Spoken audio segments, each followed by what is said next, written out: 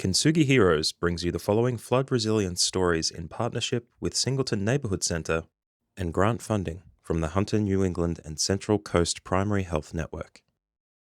To find out more about this podcast, head to kintsugiheroes.com.au. On July 6th, 2022, the worst flood in 70 years hit the town of Broke and the surrounding Hunter Valley region. The community is still recovering from the trauma the floods brought, destroying their homes and their livelihoods.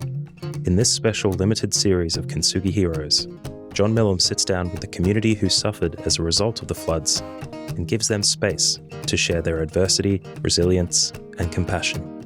It's only through connection and empathy that there can be a path to recovery. These are stories of trauma and can be confronting. If you find they have a triggering effect, please reach out to someone who can help keep you safe. Now listen in as John takes you beyond the deluge with Kintsugi Heroes.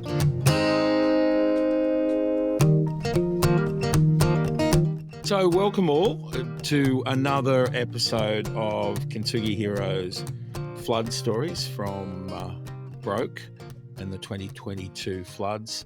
And today we're talking to a local lives right in the middle of it all, in the middle of town, in the oldest house. Carly, you were just saying the oldest house in the village. One of the oldest, yeah. One of the oldest. I don't think it's the oldest, but yeah, it's up there.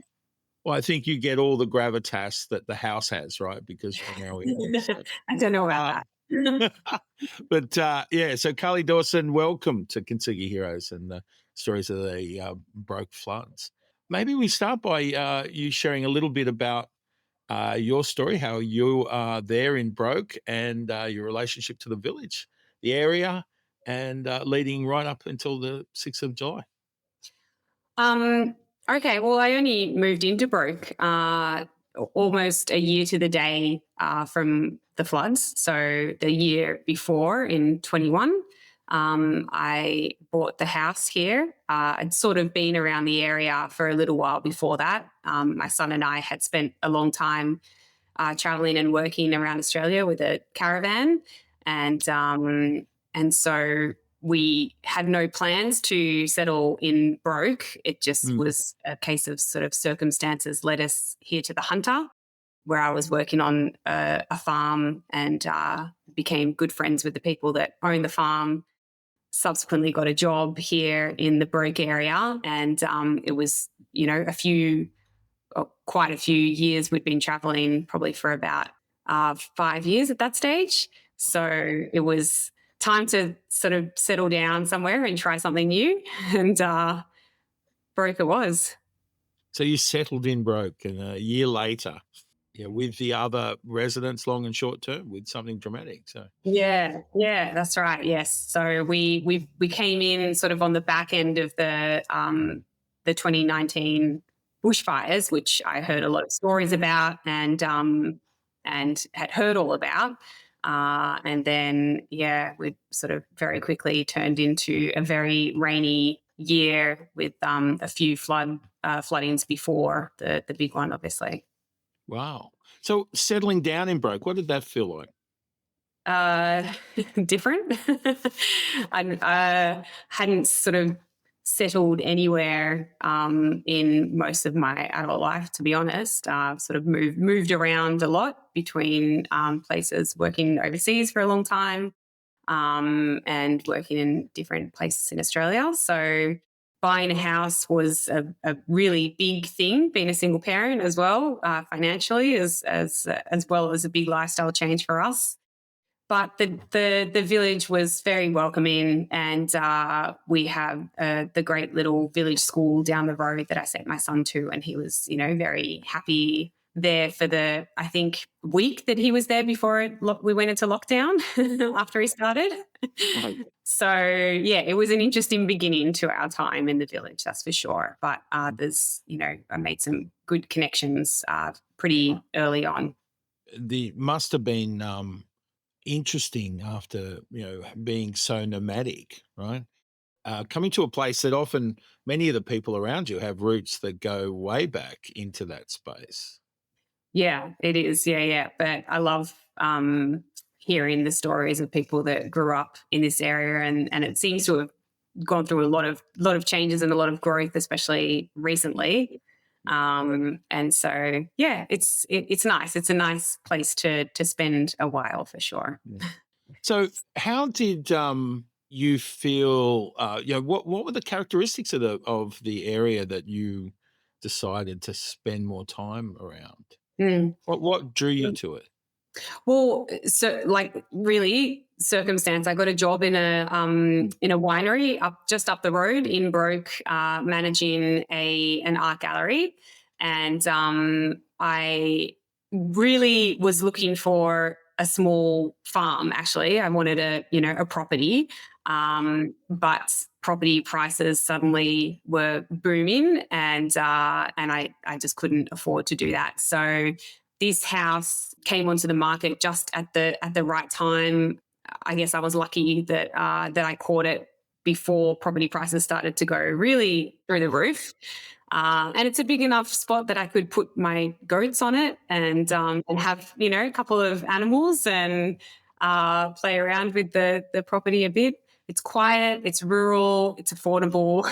That was it, really. Yeah.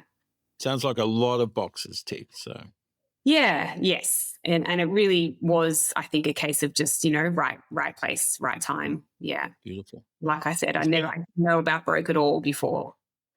Well, speaking of right place, right time, one would wonder, right, 12 months in, you've got your goats settled in and Yeah. developing, veggie gardens and all, and, Yeah. improving things. Yeah. And there's a unexpected event, right? Yeah. How did you go leading up and at the beginning of the flood? How did you navigate that time? Well, I was pretty busy around that time. I was working up the road and trying to get a lot of work done on this place. It was in need of a lot of repair and maintenance, and it's a big job, very big job. So I was doing a lot here and working and looking after my son, obviously, and the rains had been persistent for a long time as well. There were a couple of other floods, that cut my work off from town and that just beforehand. But it was school holidays, and I had just sent my son down to Sydney to spend time with his grandparents so that I could, just concentrate on work and he could have a little holiday down there. So I was on my own, and I think he was supposed to be down there for a week or 10 days, and one day in, I tested positive to COVID. So I was quite sick and couldn't work anyway. So I was just stuck at home. So that was in the lead up to the flood. Yeah, I think 2 or 3 days before. Yeah. Wow. So like you're at home, like recovering, trying to get through COVID, which can be pretty miserable. Did you know that a flood was coming? Yes and no. Because we'd had a couple of floods earlier that year that had both cut off the road down to Wallenby both times, and pretty significantly. Like, it gets quite deep down there, and like I said, that's between my house and my work. So when people were talking about, there's probably going to be another flood, that's sort of what you think. Okay, well, it's going to cut off Wallenby Road, and yeah, I didn't imagine that it would. Like, there was talk of it being big, there was talk of it coming into the village, but it was almost not.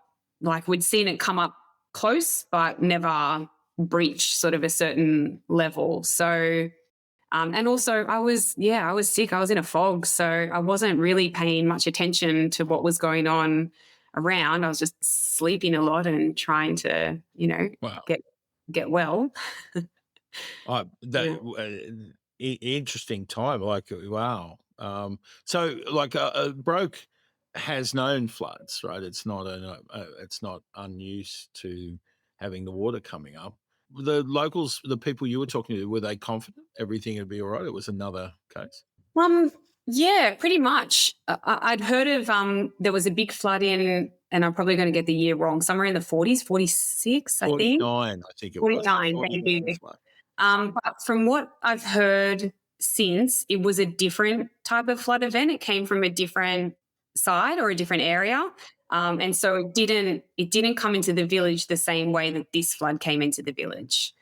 But also since then, obviously the village has grown by a huge amount, and the natural waterways have probably been affected as well. So I hadn't heard anyone that thought that the water could come in the way that it did into the village this time. Right. So on the day, so it was, building levels overnight. So what was happening?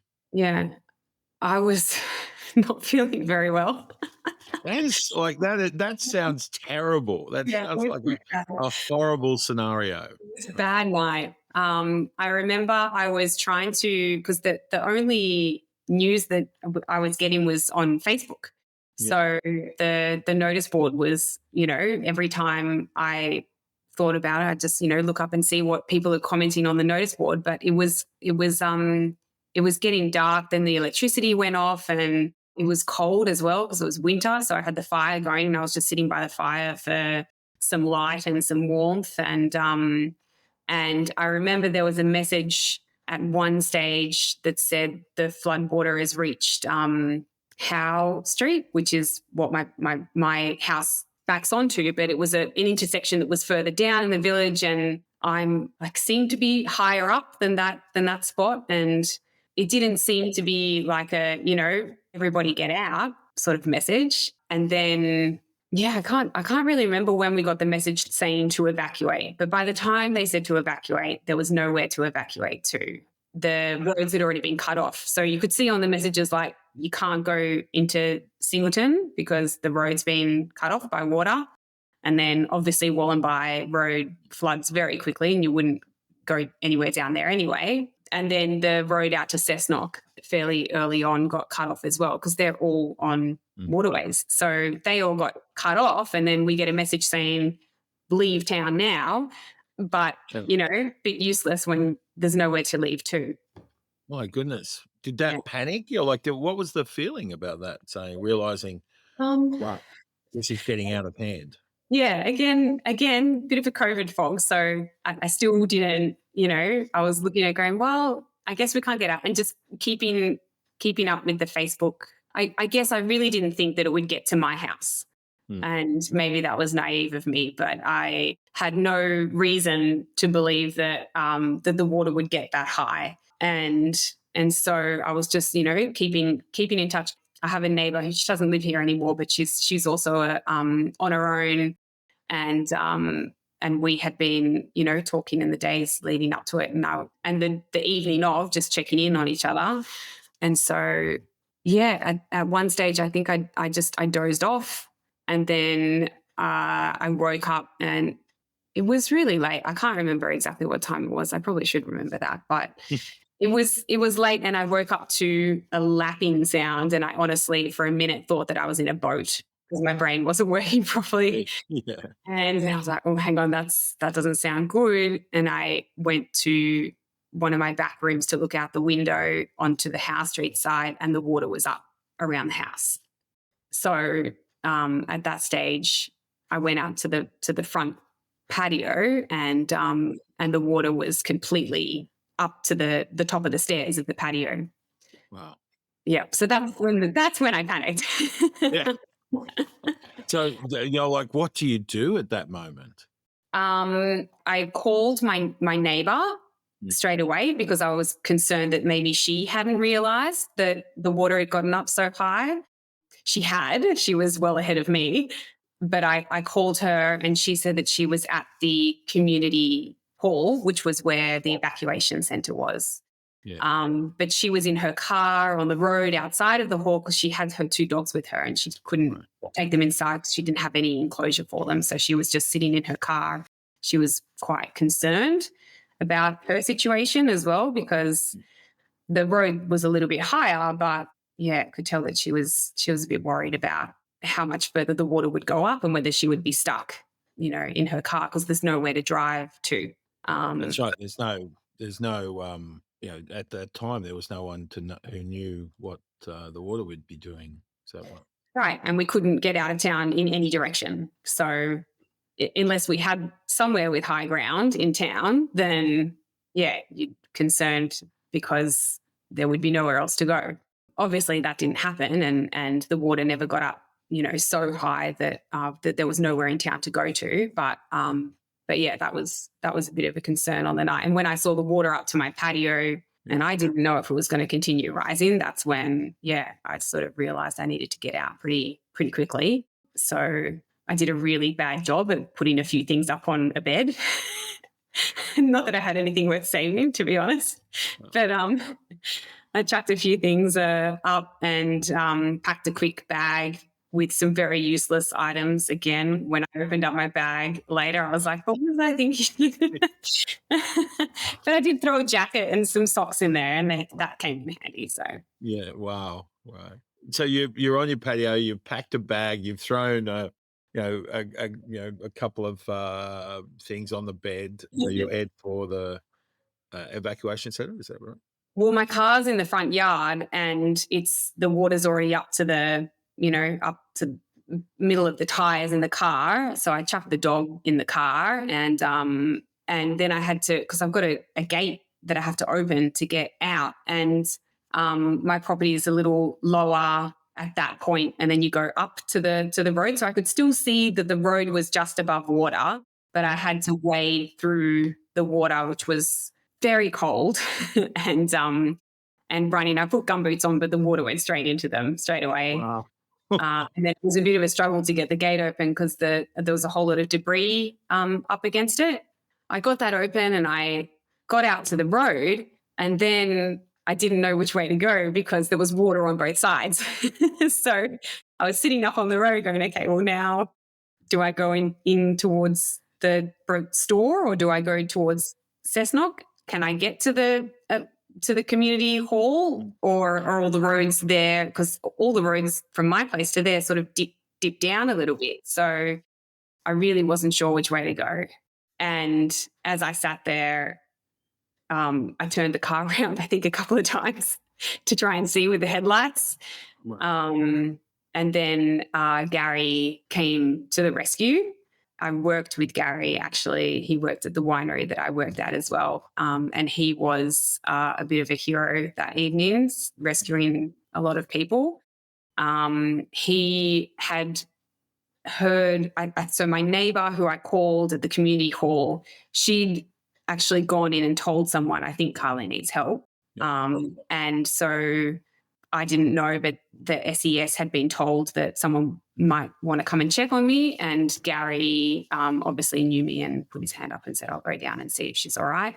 And it turns out, so he came up and checked me on the road. And then in the meantime, another neighbour who lived a block down, who's a good friend of mine, who also had COVID, we got in touch, and she said, look, our house is higher and it's safe, and I've already got COVID, so you can come and stay with us, because I couldn't go to the community hall. No, like, my goodness, what complication.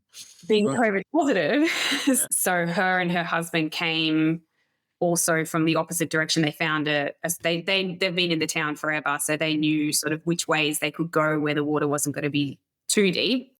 Yeah. And they came and got me, and I even made Richard come into my yard and rescue my caravan, because it was looking like, the water was going to go up. And in the back of my head, I was like, well, if the house gets flooded, at least I'll have somewhere to live.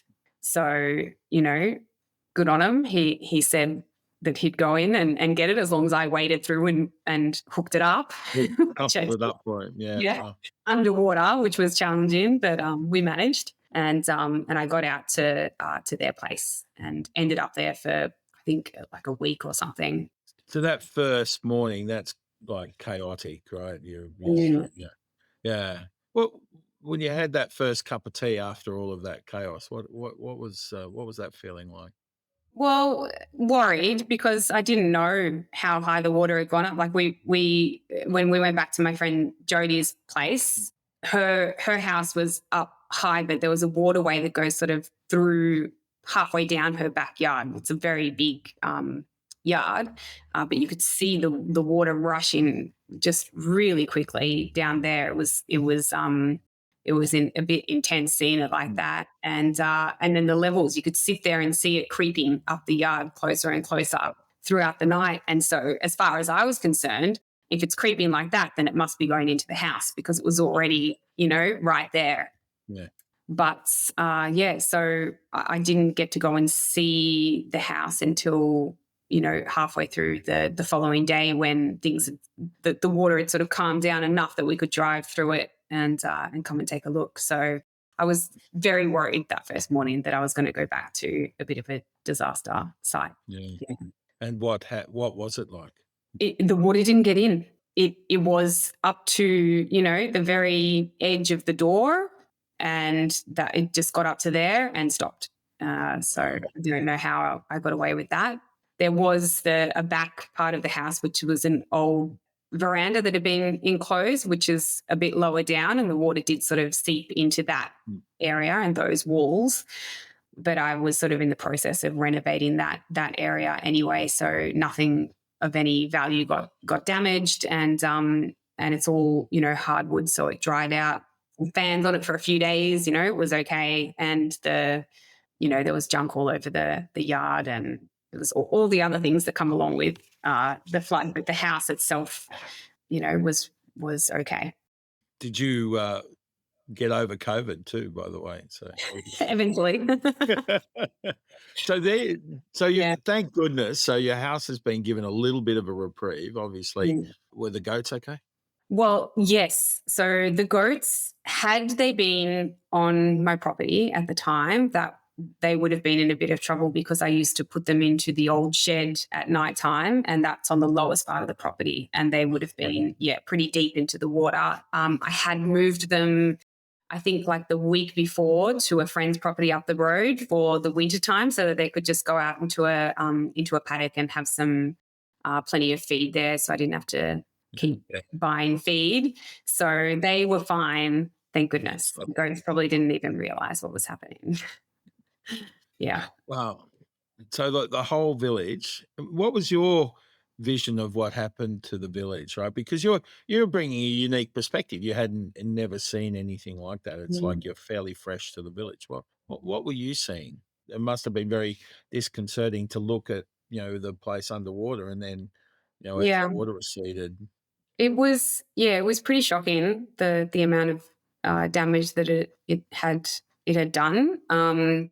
Most people left town the day after the flood. They took them out in buses, and people with bigger 4x4s could go out as well, right past my house, mind you, and they took them at a speed. So all these waves were coming up, and it was not great.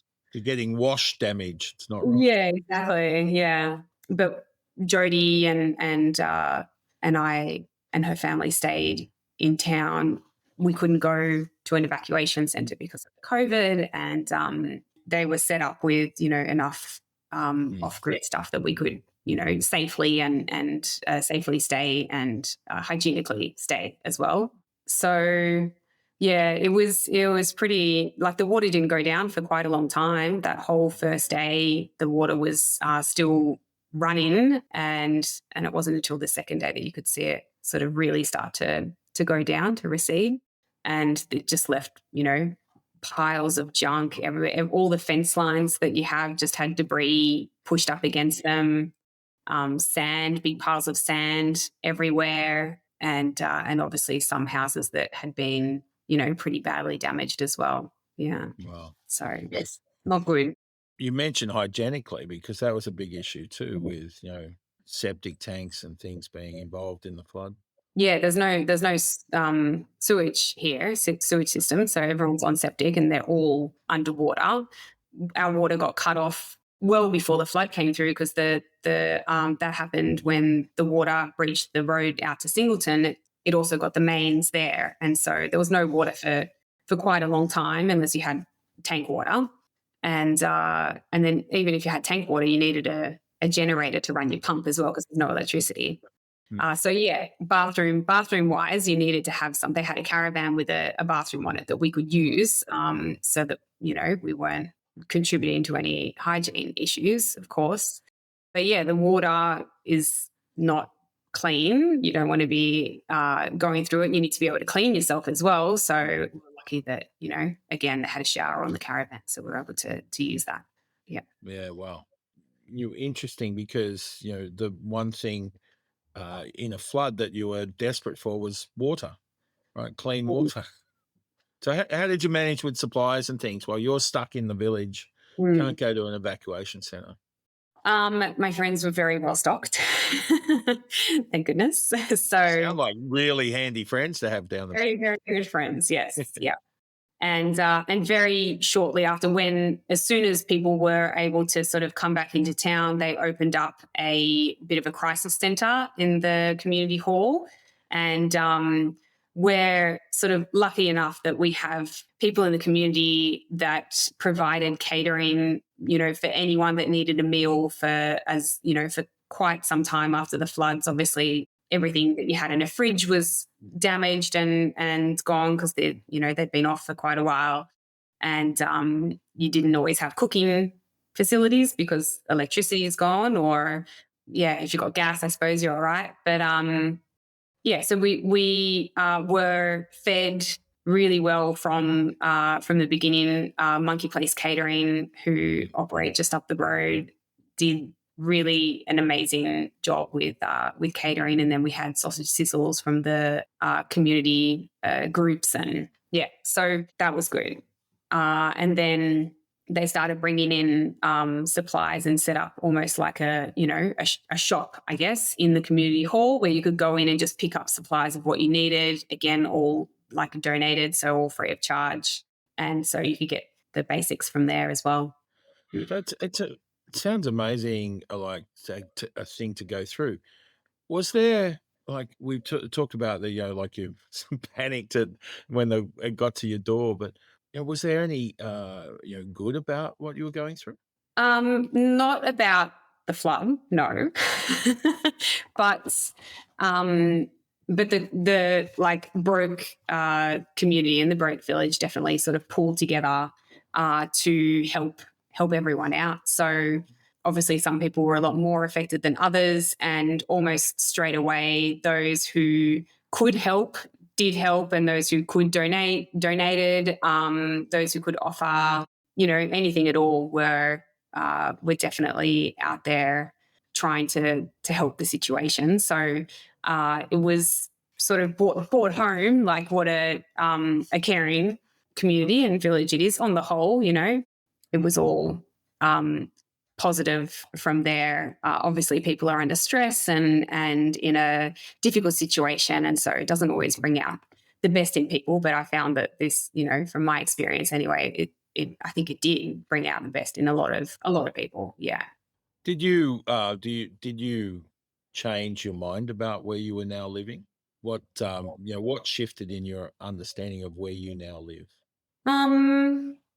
I think, I don't know. I think it just sort of it maybe got to know people better, quicker, going through this crisis together, because everything was based over at the community hall and everyone was, eating meals together, and you would just see people all the time, and no one was working, or it was school holidays, so there was no school, but everyone was around, and so I think that definitely I sort of formed more connections, and formed them quicker than perhaps I would have otherwise. Yeah. Everybody's in the same boat sort of thing, but not everybody had the same impact. How did that feel? Like, like some people, like yourself, there's fortune in the circumstance, it's a terrible experience, but there was a bit of luck in that it didn't go all the way through your house. But other people, had different experiences. How did that go? How did it feel looking at some people who had suffered a lot and lost? Yeah, awful and unfair, and what else can you say about it? It's like I've got people that live meters from where I do who were had a far greater impact on their houses and their property than I did, and others that had, because we had these erosion holes, which I'm sure other people have told you about, but they're, these huge holes. We were calling them sinkholes for a while. We were told that was very wrong and we shouldn't call them sinkholes because they're not sinkholes, they're erosion holes. Right, yeah. So these erosion holes were opening up in just random, like you couldn't tell where they were going to open up. We had one in my direct neighbour's backyard, which opened up 2 meters from my fence line and swallowed up a carport and an entire car was in there, as well as just, a whole lot of other stuff that he had stored in that area between him and the neighbor closest as well. It was, awful to see how some houses got, far greater impacted than others. And then knowing as well the stories of some of the people, some of the guys that were out all night with the fire brigade and the SES were in the water and putting their lives on the line, helping other residents out while their houses are being destroyed. Yeah. And so, it's pretty, it was very, it wasn't good seeing, some of the devastation that some people have gone through. Yeah. Yeah. And of course, you mentioned the locals have always traditionally, like joined together in crisis through SES and RFS, Rotary and all these groups. How did you feel, the community groups and emergency response groups did? Yeah, I'm not really sure, actually. I couldn't say enough good things about the SES and the fireys and the residents committee, the Broke Residents Committee. I think the council did what they could. I don't know how much more they could have done, to be honest. I know there was some people very unhappy with the way that they were handling the issue of stagnant water and the erosion holes and filling those in. There was a bit of a discussion about who was even responsible for those for a while. I really don't know how that got resolved in the end, but it did. But I'm not sure which organisation is in charge of sending out the notices to residents, and definitely that's something that's been discussed a lot. And I know the Residents Committee has even talked about putting a register. They have put together a register so that the community can take into its own hands advising all the residents if something like this were to happen again. But the notice of this is quite serious and you should probably evacuate definitely came a bit late for most of us. Yeah. So obviously lessons learned. Yeah. Individuals within that, within the community, you've mentioned a number of the, men who reached out and did work and stuff. How did it feel watching people like that step up? I felt I think, and a lot of people probably had the same reaction. Like I didn't, I probably shouldn't ask for help because I wasn't, really, I didn't get it as bad as look after the bloke down the road. I'm okay. And definitely there was a lot of people who did the same. But I did get the cadets from the army sent through, a whole bunch of people, because we obviously have the training grounds just down the road, the military zone. So they sent a whole bunch of guys up to just wander the streets and come in and help anyone that needs it. So they helped me clear stuff out of my yard and get things out that I couldn't, do on my own. There's the mines as well. They actually rostered people on to Broke cleanup duty. That was their shift for the day. They were going to, to their regular job, and they were put onto Broke duty, and they would do the same. They would just wander around, and people could go to the community hall and put your name on a list and put a job down that you needed done. And the guys that were organising that area, McArdle, of course, and the SES and plenty of other people in the community were there, sending out these guys to do jobs that need to be done, ripping up carpet, clearing out furniture from places, helping to clean up debris or demolish things. There was a lot of work, and things like they would organise as well. The like the septic cleanup. All of us had to have our septic tanks cleaned out, which is not a nice job, but they had, a roster in there, and they'd give you a call and say, hey, we're sending someone over now. And yeah, there was a lot of good organization in those days following. Yeah. So many challenges involved, like, the time at the crisis time, then afterwards almost, that's, when the adrenaline dies down, that can be even harder. What did you find out of this whole process was the hardest thing to deal with? The it was, as much as we got good support and we had a good community that came together, it's still, a traumatic experience. And for quite some time afterwards, if it ever rained heavily, you would get a little bit of, bit of panic that, oh no, what if it happens again? I found that, and we were talking about a family that I know, before before this, and trying to help them with their situation was probably the most challenging part of the whole thing. Yeah.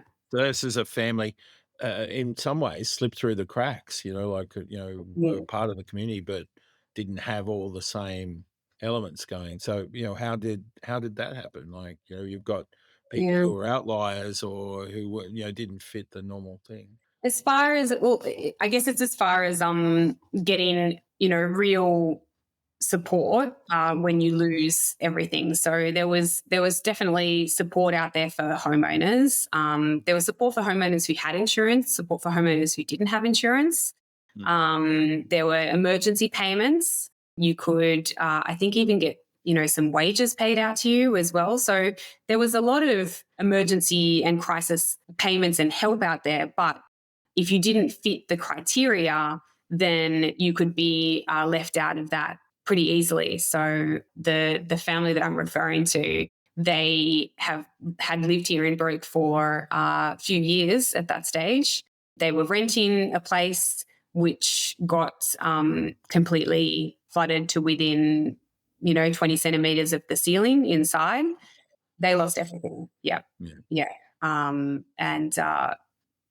Unfortunately, the father, like me, was sick at the time, and so they just didn't have the possibility to be prepared enough to to get everything together and get out. They evacuated to a house on higher ground, just down from where their house was, and they could see their belongings floating down the river in front of them, and couldn't do a thing about it.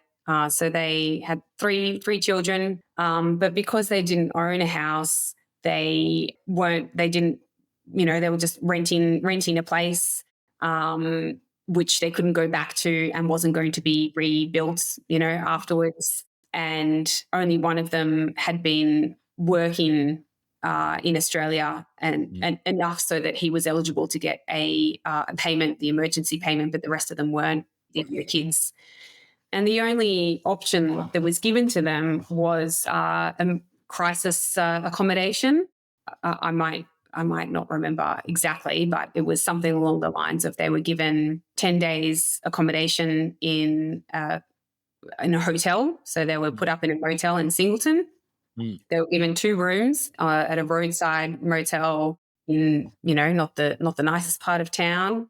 With no cooking facilities, and 3 kids that were at school, at the time, and they had lost, everything. So while they were given those 10 days, there was no guarantee that they would be given. They had to apply for 10 days more each time it ran out, and it wasn't necessarily going to be in the same place or the same rooms. So every 10 days they would potentially have to move or not, but they didn't know. Not ideal. And then with no long-term solution, just nothing. They were just, you're going to have to find your own way out of it. So yeah, not good. Not good. So you took on some advocacy for them? Is that how, like they're making progress? Yeah, just tried to help them out, being Kiwis, they hadn't had as much, I guess, to do with the way that the systems work over here. And also they're just trying to, in survival mode with the kids and the getting overwhelmed. rebuilding their lives and things. So I tried to help them out as much as I could with, calling around and seeing what options there were. But it became pretty clear pretty soon that there really wasn't going to be much that, the government systems could offer them. So they, at one stage, one of them asked, well, can you get them a caravan or something? If we get them a caravan, would there be somewhere to park it? And I just said, well, yeah, they can stay at my place. In the end, they didn't even get the caravan. They couldn't get them a caravan, but we put the word out, and there was a really lovely local family that lent them their caravan to live in, and that was set up on my block, and they moved in there. Yeah. Wow. Well, that's beautiful. Tragic, but I'm glad that there are people like you in the area to watch out for those things. So. Yeah, well, I mean, I just gave them a place to park it, and the guys up the road gave them the caravan, and then the residents committee, they did a lot of fundraising for the people who lost, the most, for everyone really, but I know that they helped this family in particular a lot with being able to rebuild their lives and replace some of the things that they'd lost. But it was left that, to the community to look after people like that. And I'm sure there's probably other stories in Broke that are similar. This is just the one that I know of. Yeah, that's terrible, but it's fantastic that the community stood up. Right? Yeah. The idea of losing everything after a flood, it must have been pretty wild to walk around, and just see people's lives in a pile outside their house. Yeah, awful. And the worst thing about it is when you get people coming in to do like tourism, like gratis tourism.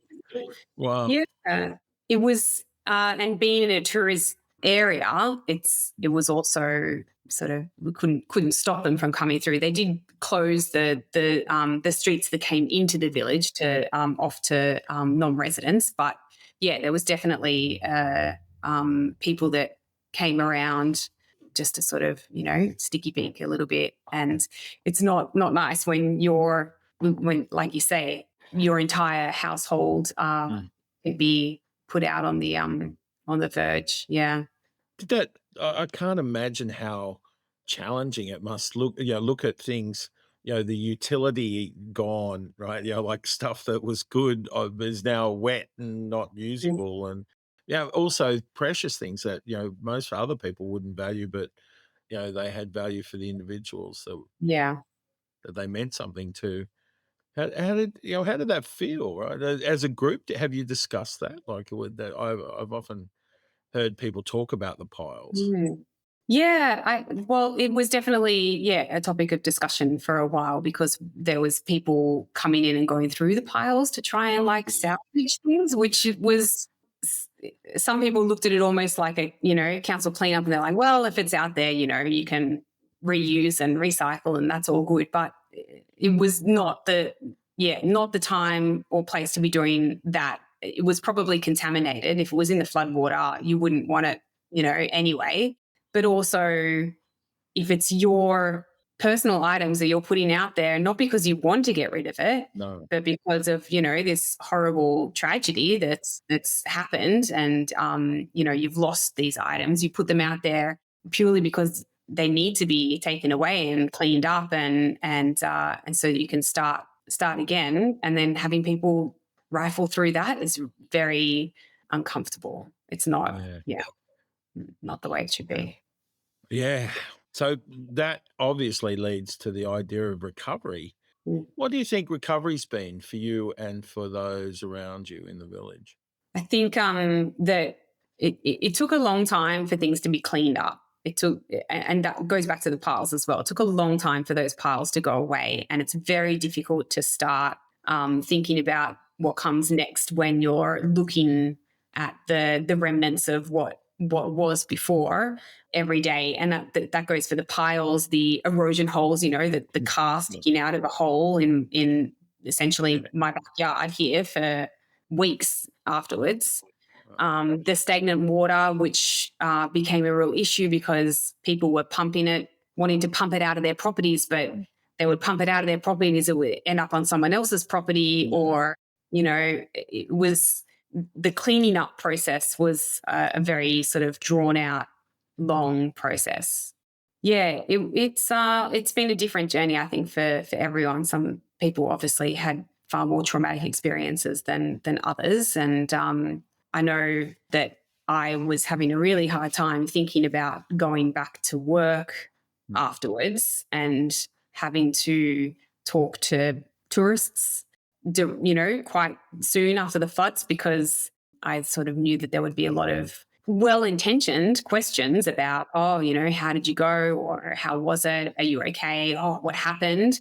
Which you understand why people want to ask these questions, but it would have meant me, talking about the destruction of my neighbours' houses and lives. Yeah. And I didn't end up going back to work there. I found another job. Wow. Yeah. Well, that's a significant trigger, isn't it?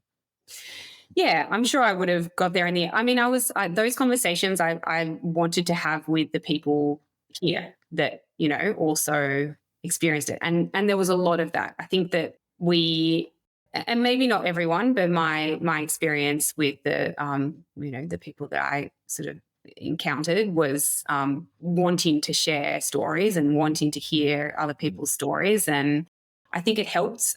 There was also, a bit of a divide initially between the people that were out of the village and the people in the village, and a divide between people who thought, that help was focused in one area and not in another area. It was, but I think that after the sort of, the initial chaos that got cleared up in there was community meetings and a lot of discussion about that, afterwards. So telling the story, what do you think the broke story will be in the future?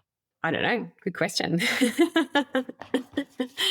Broke is changing. It's always, since I've been here and from what I've heard from people that have lived here for a lot longer than I have, it's gone through a lot of change. I think it's growing, and there's, a bit of movement and in properties and population, and I don't know, but I hope that, and I don't want to say if, because I think it's a question of when it happens again, that it will be managed differently before the flood happens, rather than, because like there was a lot of good management afterwards, and I believe that we probably fared better than other communities that have gone through big floods, especially during that year when the floods up north happened. I think that we probably were lucky in that sense, that we had more services directly surrounding our community that got in straight away and helped us out. But I think I hope that, our early warning system that's been set up still, I'm not really sure where that's at the moment. You probably know more than I do with that one. I hope that, that there'll be better prevention in the future. Yeah. Yeah, I think there's they know, everyone knows. Even I just got a new hot water system put in, and I was like, oh, we need to, you need to make sure that it's put in above a certain level, because it'll flood, and I don't want that to get damaged. Like, it's always in the back of your head that whatever we do from here on, we want to make sure that we try to minimize any future damage, I guess. Yeah. It's a really interesting perspective, like the lived experience of your flood will be present in the decisions you make about it. Yeah. And I think there are lessons learned, from the stories. So, but that brings me to ask, just as we wrap up after what has been a wonderful discussion, thank you. I just think, what do you now know about yourself, about maybe Australia? But you've been, you went through something big, and what do you now know about that, about yourself as a result?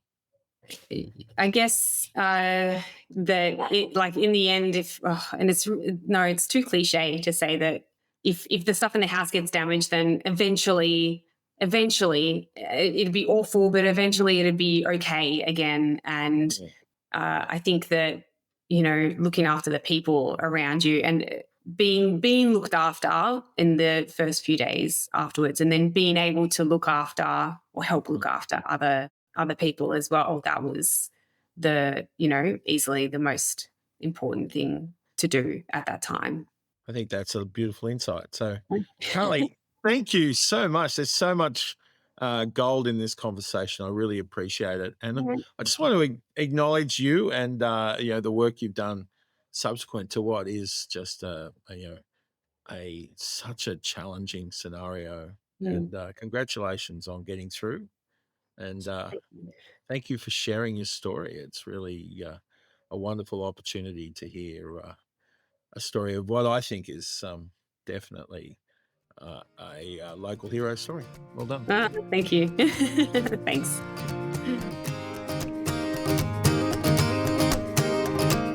Thank you for listening to this week's episode of Beyond the Deluge about the 2022 floods in Broke and the Hunter Valley.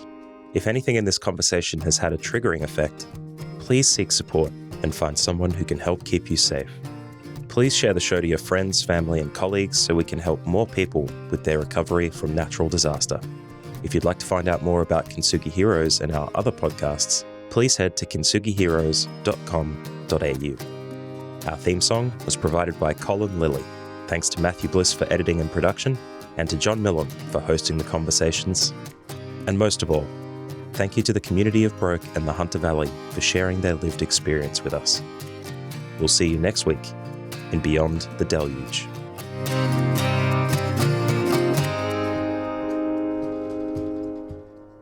Only when it's broken.